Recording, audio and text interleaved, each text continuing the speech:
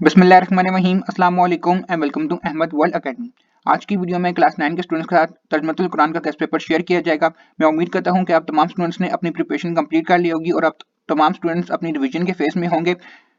मैं आप स्टूडेंट्स के लिए तर्जुमतुल कुरान का स्मार्ट टेस्ट पेपर लेकर आया हूं, जिसमें मैंने आपके कोई लंबे चौड़े टॉपिक्स मेंशन नहीं किए, बल्कि आपके मेन और हाइलाइटेड टॉपिक्स मेंशन किए हैं, जिनकी प्रिपरेशन आपने सबसे पहले और फोकस के साथ करनी है। आपके पास आज के दिन का टाइम जो है वो अवेलेबल है कि जिसमें आप इस गेस्ट पेपर के थ्रू जो भी आपकी चीजें याद करने वाली रह गई हैं वो आप कंप्लीट कर सकते हैं। तो ओपन करते हैं अपने गेस्ट पेपर को।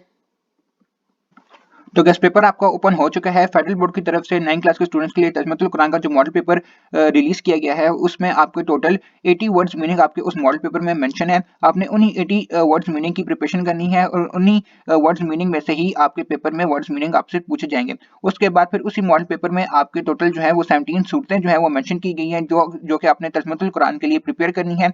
मैंने इस गेस्ट पेपर में आपकी वो 17 सूरतें मेंशन नहीं की, बल्कि आपकी उन 17 सूरतों में से 10 मेन हाइलाइटेड जो सूरतें हैं, जो कि ज्यादा एक्सपेक्टेड हैं कि इनमें से शॉर्ट लॉन्ग क्वेश्चन आपके पेपर में आ सकते हैं, वो मैंने इस गेस्ट पेपर में मेंशन की हैं। तो मैं बताता हूँ कि वो 10 सूरतें कौन कौन सी हैं और उनमें से आपने क्या क्या प्रिपेयर करनी है।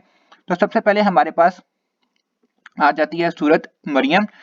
ये आपके लिए इम्पोर्टेंट है सूरत, जिसमें आपने इस सूरत मरियम का तारुफ और हजरत मरियम और ईसा अलैहिस्सलाम का वाक़या जो इस सूरत में एक्सप्लेन किया गया है, ये आपने प्रिपेयर करने हैं। ये वाली सूरत आपकी इंपॉर्टेंट है लॉन्ग क्वेश्चंस के लिए। उसके बाद सेकंड नंबर पे आपकी सूरत आ जाती है सूरत ताहा।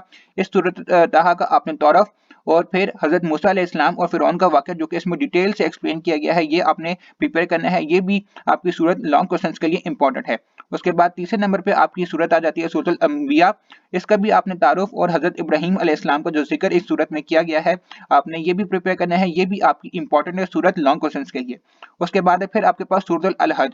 इस सूरत का आपने तारुफ और मुनासिक हज और कुर्बानी का फलसफा, ये आपकी मोस्ट इंपॉर्टेंट है। इसको भी आपने लॉन्ग क्वेश्चंस के लिए ये आपने प्रिपेयर करनी है, ये वाली सूरत। उसके बाद है आपके पास सूरत अल फुरकान।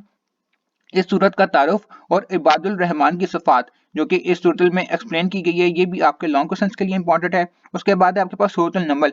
इंपॉर्टेंट है इसका तारुफ, हजरत सुलेमान अलैहिस्सलाम और मलका सबा का वाक़या जो कि इस सूरत में एक्सप्लेन किया गया है, ये आपने शॉर्ट के लिए प्रिपेयर करनी है। उसके बाद है आपके पास सूरत अल कसस। इसका तारुफ और इसमें जो कारून का वाक़या एक्सप्लेन किया गया है, ये इंपॉर्टेंट है शॉर्ट क्वेश्चंस के लिए। नेक्स्ट है आपके पास सूरत लुकमान। हजरत लुकमान अलैहिस्सलाम के जो नसा हैं जो कि इसमें बयान किए गए हैं, वो के इंपॉर्टेंट है आपके लॉन्ग क्वेश्चंस के लिए। उसके बाद है सूरत फातिर।